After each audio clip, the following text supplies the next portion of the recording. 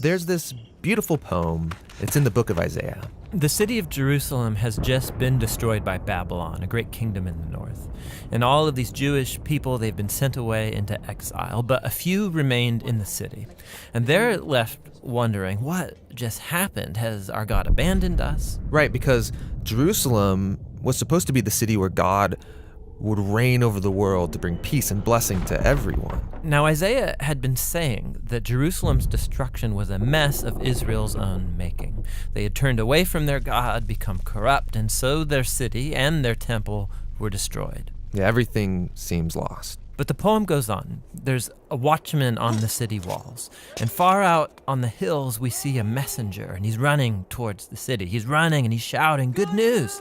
And Isaiah says, "How beautiful on the mountains are the feet of those who bring good news." Beautiful feet? Yes, the feet are beautiful because they're carrying a beautiful message. What's the message? That despite Jerusalem's destruction, Israel's God still reigns as king, and that God himself is going to one day return to this city, take up his throne, and bring peace. And the watchmen sing for joy because of the good news that their God still reigns.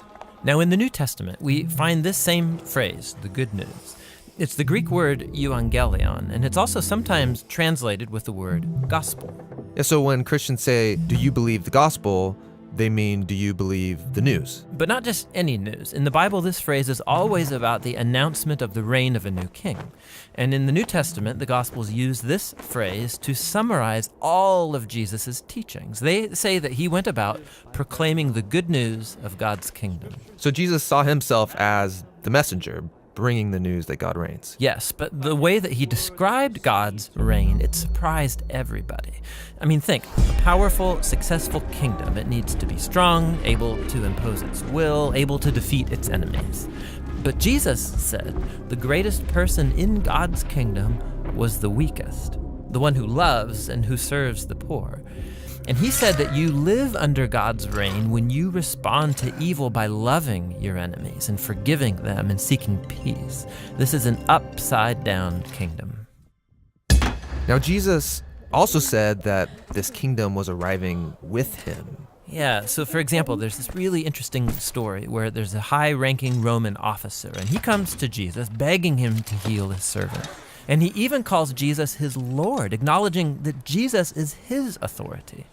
Jesus praises this man for recognizing what no one else yet had, that not only was Jesus announcing God's kingdom, he was the king. And so the word gets out that this Jewish man from Galilee is talking and acting like he's the king of Israel. He's appointing 12 disciples, which are an image of Israel's 12 tribes. He's healing people, forgiving people their sins. And all of this so threatened Israel's leaders that they finally decide to have him killed. And Jesus let them. Yeah, which is a weird thing to do if you're trying to become king. That's right. But for Jesus, this is what had to happen.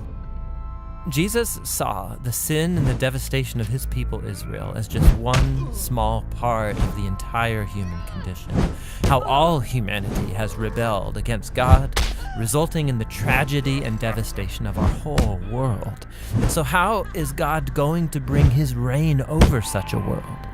Jesus believed it would be through an act of sacrificial love for his enemies. This is why in the Gospels, Jesus' crucifixion is depicted as his enthronement as the King of the Jews. Yeah, he receives a crown. He also receives a robe. He's exalted up, not onto a throne, but onto the cross. How beautiful are the feet that bring good news. And the good news now is that Jesus has defeated death and that he reigns as king, that he's dealt with our sin and corruption himself and that he's conquered it with his life and with his love. And then Jesus sends his followers to go out and keep announcing this good news of the upside-down kingdom. And to invite everyone to give their allegiance to him, the king who defeated death with his love.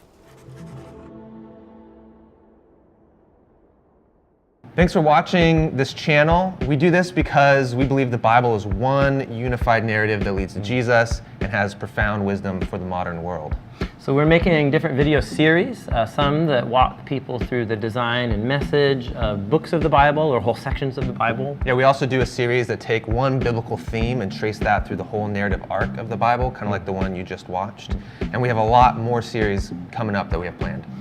The Bible Project is possible because of your support. So if some people give one-time gifts, and there's a growing number of monthly supporters as well. And we're all behind this. We want to make these videos free and available to anyone, anywhere. Yeah, so you can join us, be a part of this. Go to jointhebibleproject.com. You can give there. There's also downloadable stuff like full-res videos, study guides, posters. It's all for free, and it's all because of your guys' support. So thanks a lot. Yeah, thank you guys.